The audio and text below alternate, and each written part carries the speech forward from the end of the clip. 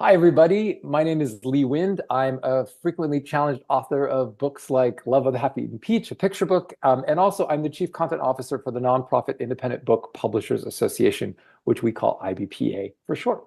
Book banning has become a bit like a runaway train, with efforts to restrict the availability of books featuring queer, Black, and other underrepresented characters, themes, and history at an all-time high. This is really about the chilling effect. It's not so much about the 10 books that end up on the ALA's list of top most banned books. It's about teachers and librarians being afraid to bring in books they know will be helpful for their students, for their patrons, because they're afraid of the blowback and so that's created this chilling effect that is really impacting independent publishers much more than the corporate publishers who are also selling Bibles or their conservative political books. And this is impacting creators, authors, illustrators, translators, and young readers maybe most of all, because it's further marginalizing those with less privilege, less access, and less representation. So in response to all this, IBPA and Every Library Institute teamed up to create the We Are Stronger Than Censorship program. The idea is that for every book that's banned or challenged between September 1st and September 30th, 2024, we're going to buy 2 or more books from independent publishers and donate them via Regional Freedom to Read and national organization partners, turning negativity and fear into positivity and love in the form of books. We have the creators of 2 of those books here with us today. We have Lynn Curlee. Lynn, can you say hello? Hello, everyone. Hold up your book, Lynn. My book is called The Great Nijinsky God of Dance. Awesome. Thank you. And then we also have Kyle Lukoff. Kyle, can you say hi?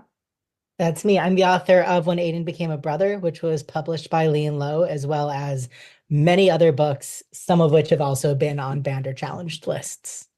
Absolutely. So, well, thank you both for being here. I'm really excited. So, for the people that are watching that haven't had the pleasure of reading your books yet, I'm hoping you can share a brief pitch. So let's start with Lynn. Can you give us a brief pitch of The Great Nijinsky?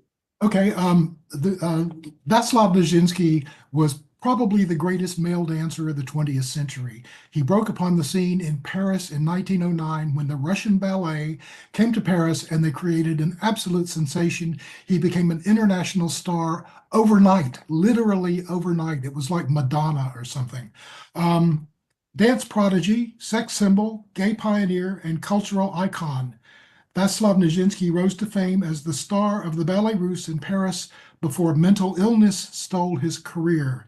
This tragic story of a troubled genius chronicles a life of obsessive artistry, celebrity, and notoriety.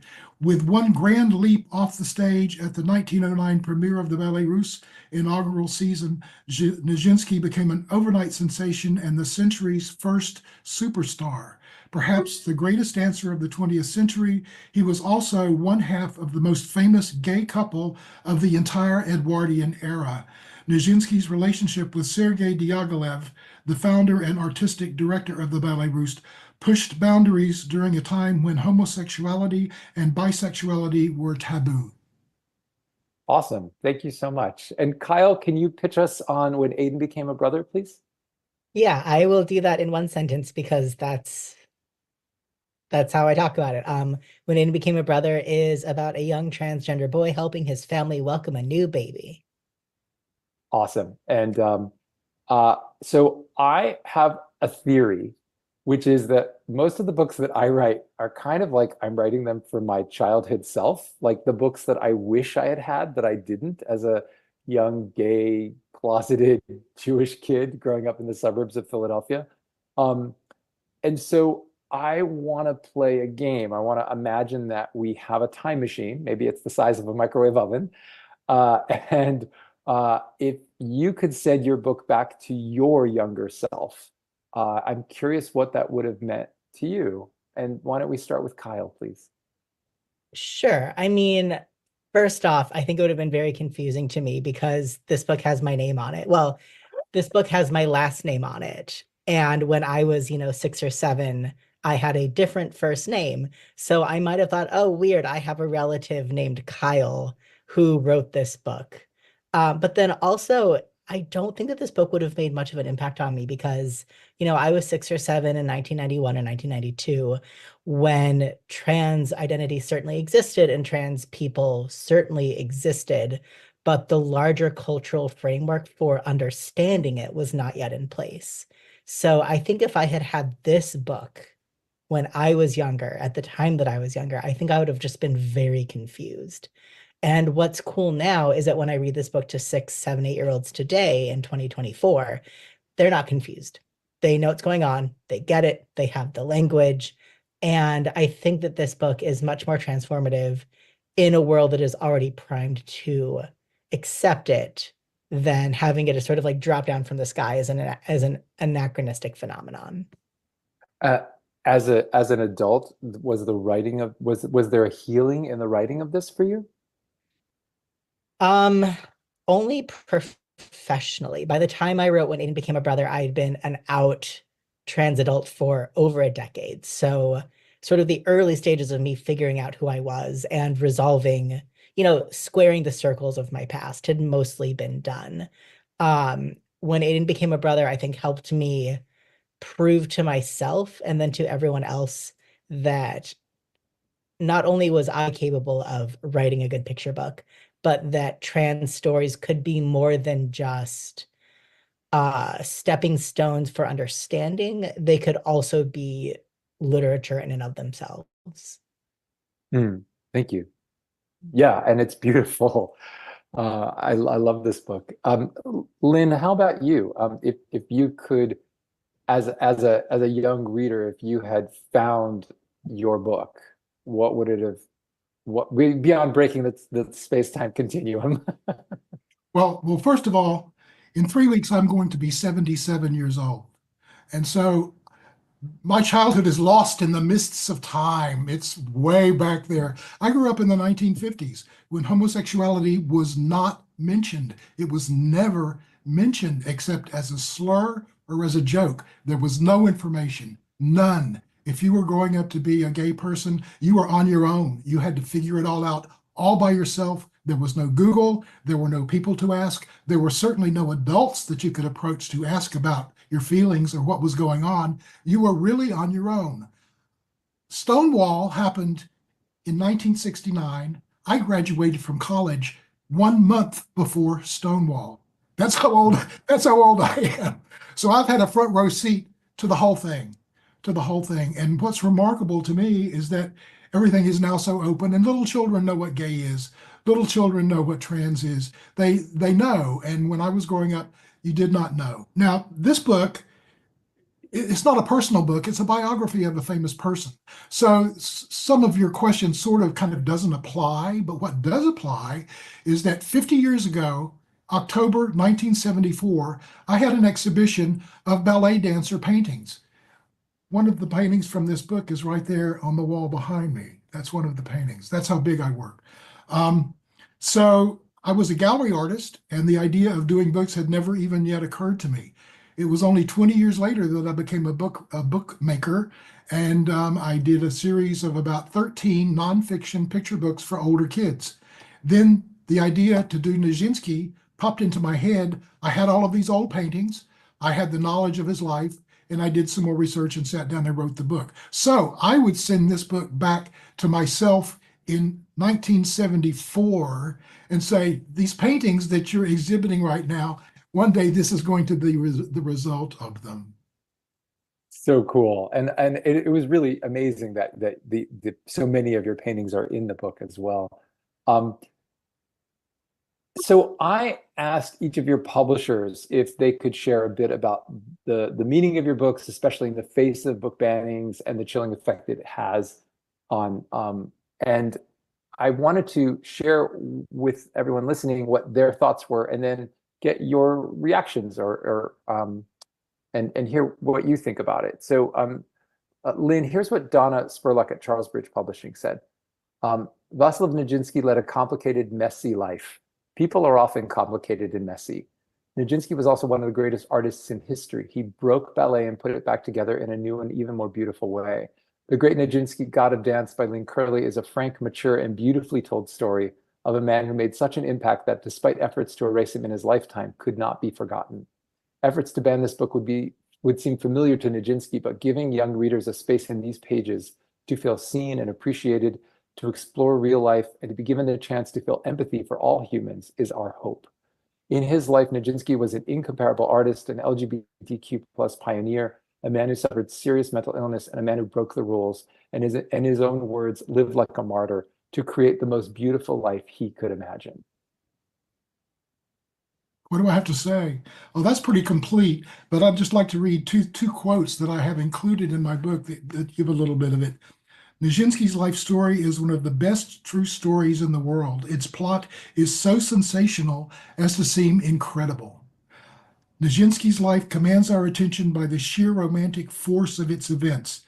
What a story this is. An awkward young boy who practically overnight becomes a world-famous dancer, then creates 3 ballets that change dance history, then jilts the world's foremost ballet impresario, switches sexual orientations, marries a groupie that he barely knew, and then goes stark raving mad, not without leaving behind an account of his conversations with God and a thorough inventory of his sexual practices.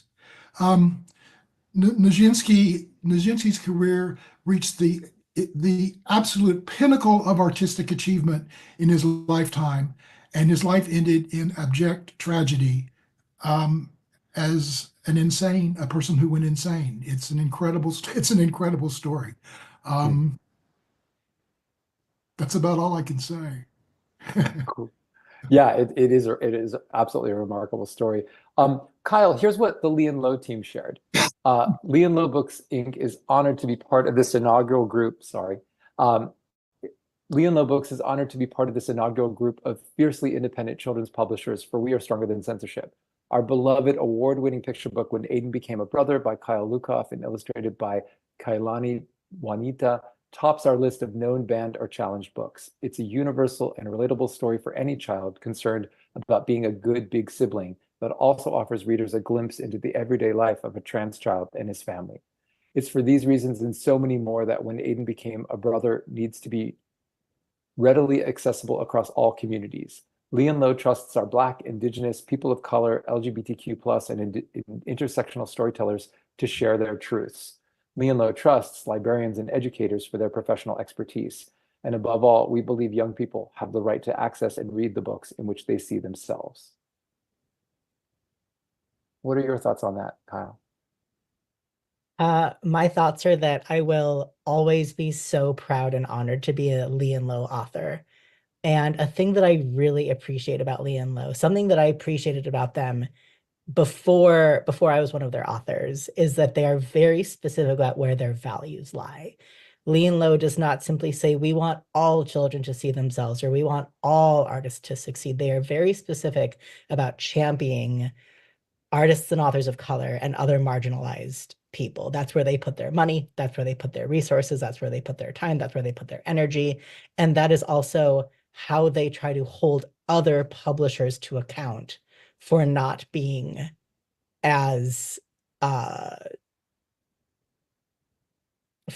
diligent as they should be, I guess, in this regard.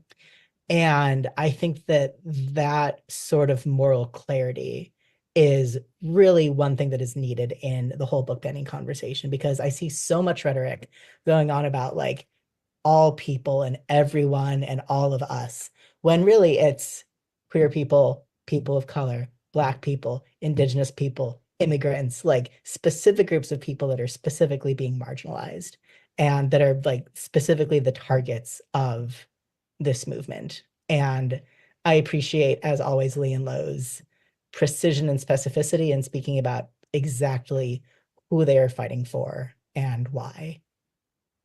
Yeah, and they also released like an annual survey that kind of gets into like, well, how are we as the overall publishing industry doing in terms of diversity?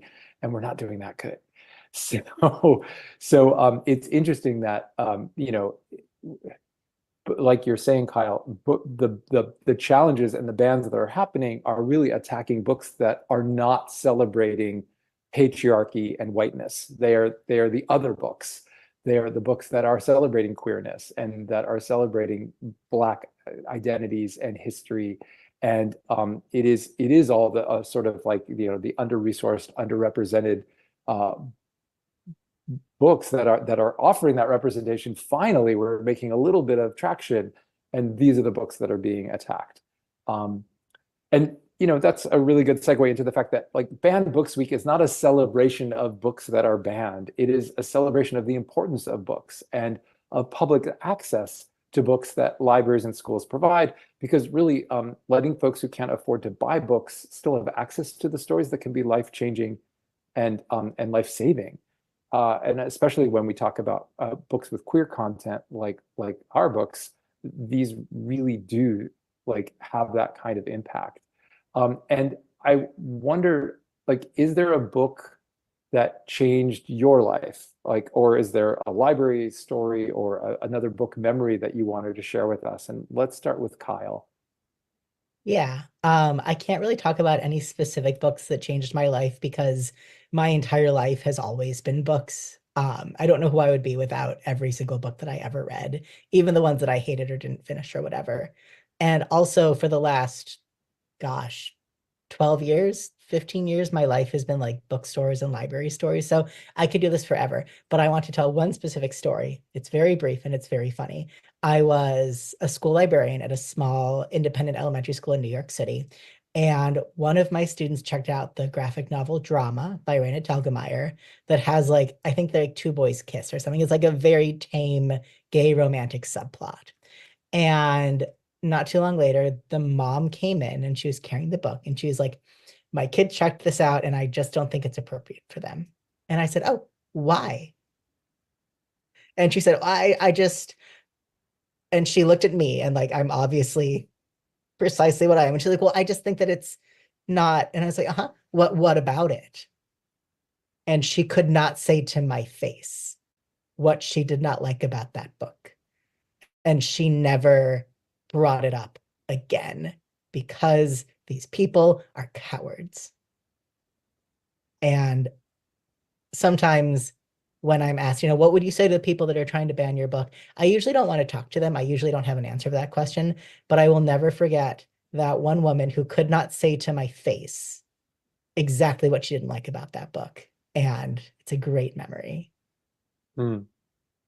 Thank you for sharing that. It makes me think of how so much of this is about trying to force us back into the closet, right? As queer people, like it's our visibility that is being contested. I mean, Marla Frazee has a beautiful it's a board book for kids called Everywhere Everywhere Baby. Babies. Yeah. And Oh, good. which can be a shout out to the fact that corporate publishers put out beautiful books too. Uh, and there's literally a scene of like two exhausted moms rocking the kid in the cradle, and then another scene, a street scene with tons of people, maybe 20 people in the illustration, and there's two guys, one with an arm around another, walking down the street. And that book has been challenged for being sexually explicit, which is absurd. I put quote marks around that for those reading the transcript. It is not like our existence as queer people is not is not pornography.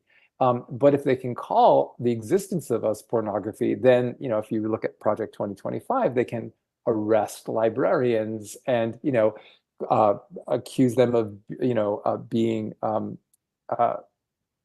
like they can say terrible things because they provided a book that included the existence of queer people. That's really dangerous territory. So, but yeah, I think, Kyle, it's this weird thing that, yeah, wanting like they don't want their children to know about it, but it's not sufficient to keep it from their children. They want to keep it from everyone, but it's not like, I mean, these kids all have smartphones. It's not like they're gonna suddenly not know that queer and trans people exist. It's that that's what's so frustrating. It's like books are empathy machines, and it's like they want to prevent any empathy from happening from us existing, right? Like it's fine for us to show up on TikTok and Instagram, but for people to know that in history there were queer people, like Lynn, your book, right? Like this is history, right? Nijinsky we don't even have footage of Nijinsky dancing really. But the fact that he was bi, like that's part of our history. It's kind of exciting and amazing and empowering, especially for some young kid that wants to be a dancer and that identifies as queer, to know that, oh, there's a history here. Like that's really cool and exciting.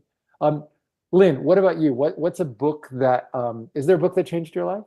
Yeah, there would not be a particular book, but I have a particular incident that happened that I always trot out when this kind of subject comes up because it's seared into my mind. When I was in the fourth grade, I had a teacher named Mrs. Epting, and Mrs. Epting was a real battle axe. That's what we used to call, teachers who were really rough. Um, there was a series of books in our school library called All About Books, all about rocks, all about planets, all about stars, all about dinosaurs, all about mammals, all about birds. They were simple science books, and I was fascinated with the look of these books, and I tried to check one out, and Mrs. Epting said, "That book is too old for you. You wouldn't understand it." Well, I told my mother, and my mother called Mrs. Epting and said he may check out any book he wishes from the school library. And so I brought it home and I understood everything in the book perfectly well. So that was one of my first indications that an adult can be dead wrong, Hmm. which is a valuable thing for a kid to find out. Yeah, yeah, I think that's The other thing I would like to say is this may seem kind of weird, but when Nijinsky, when I got word that it had been banned some, and I have another book that was banned too. I've written an AIDS memoir called The Other Pandemic, an AIDS memoir of my personal experience of the AIDS years, and that's been banned in a few places as well. When these books got banned, my initial reaction, and this may seem very, very odd and very strange, was yes, I did something right. This is like a badge of honor to me that my books were banned. It's like a badge of honor. And I'm proud of the fact that they were banned, as weird as that may seem. I hear you. I mean, I feel like the first time I found out that No Way They Were Gay got on one of these lists, I kind of was like, well, at least they're not ignoring it. Well, it means you did something right if you're bugging them. Yeah, I just wish that, it's the chilling effect again, right? It's not so Oh, of much course. that the specific book, it's that it just creates this environment of fear that I wish librarians and teachers didn't have to live with, because It's, it's suppressing the sales of all of these books. it's incredible to me after a lifetime of living in this country that here, when I'm in my 70s, we have book banning. Seriously? What? What? Yep. It's incomprehensible to me. It's horrible. That's all. Yeah. So the goal with We Are Stronger Than Censorship is that we're going to get your books into the hands of many more young people and their families all over the US. And I guess I would love to hear, what do you hope each of those readers gain from reading your book? And let's start with Lynn. Tolerance. Tolerance of people who were different than you. I grew up in a small town in the South. I moved to New York City when I was 23 years old. It was like the world opened up. There were people who were different than anyone that I had ever met in my whole life. And it was like the world opening up to you. And that's what reading can do. Reading opens the world to you. Nice. Kyle, what about you? What do you hope each reader gains from when an adult reads them when Aiden becomes a brother, Yeah, I became mean, a for brother? me, that I don't have an answer to that because that depends on who's reading it, because I think that every book is a relationship between the reader and the text. But one time I read this book to a class of, I think, 3-year-olds, maybe 4-year-olds. And there's always a time for question and answer. And usually when it's older kids, they ask questions about what it's like to be an author. Where did you get your ideas from? Why did this happen in the story? But these very small children all their questions were, why do babies cry so much? How come you have to change their diapers? And just like very specific questions about what it's like to live with an infant. And what was funny to me was that the director of the early childhood program said, "Oh, friends, let's ask Kyle questions about being an author and about the book." And I was like, they don't know what that is. Like they have no conception of jobs, and that's fine. They are relating to this book based on their own experiences, and that's all that I really want for it. That's cool. Yeah, there's definitely this thing where it's like the book goes like it's yours in the manuscript form, and then it kind of becomes sort of like ours with like once you have a publisher involved and an illustrator, and then it becomes the readers when they experience it. Um, I had a question about the illustrations. Kyle, one of the illustrations that really resonates for me as I've read your book multiple times is are the balloons that spell out "It's a baby." Yeah, I'll show that illustration because it's lovely. It's a baby. And was that something that the illustrator brought to the project, or was that? Yeah, I don't think I gave Kaylani any notes at all. I just delivered the text and all of the great details. There's a page where it says 50,000 names for babies and babies, where Aiden has crossed out the word boys and girls. There are a couple small changes that I asked her to make, but when I saw the initial sketches, I knew that she deeply understood exactly what this book was trying to do. And the illustrations add a profound level of meaning to everything that's going on. Yeah, it's amazing, that magic of like words, art, and then it's like somehow synergistically so much more. Lynn, so you had done a lot of the illustrations a lot of the paintings that became illustrations for this book a long time before you wrote the book. Did you, going back to it, I believe I read in the author's note that you had to do some more illustrations for the book. Is that accurate? What? That is true. That is true. That initial exhibition of ballet dancers had about 10 Nijinsky paintings. The other paintings were of other dancers. And so for my book, I needed to do more Nijinsky paintings to round it out, to have as many pictures as I wanted. And I was very happy to do more of those paintings anyway, because that was one of the most pleasurable times of my life doing those Nijinsky paintings. Those were the first big paintings I ever did where I said, yeah, I know exactly what I'm doing. I know just what I'm doing. Because I was really young when I did those. I was in my mid-20s. So, yes. So as an artist revisiting a suite of artworks that you had created and then revisiting it 50 years later, how did you, was there something different in how you approached it, or were you able to sort of like get back in that groove that you had in your 20s? No, I could do that really easily because I had a long career as a gallery artist, and then I segued into being a book author illustrator. But the painting work was continual throughout the decades, one after the other. I've done maybe 600 paintings in my life, and I've done maybe 300 book illustrations if you count them all individually. And it's just getting up every day and doing the work. And so the work is constant. So it had that constant thread going through of the style. My style is very consistent from the early days to today. I still paint the same way I used to. So it was very, very easy. I could slip right back into it. Cool. Final question. What are you excited about book-wise next? Let's start with Lynn and then we'll go to Kyle. Okay, I am in the middle of a new 48-page nonfiction picture book for older kids. Now they're called MG, middle grade kids. When I started out in the book business, MG didn't exist yet. Those and YA, they weren't there yet. Those terms weren't there yet.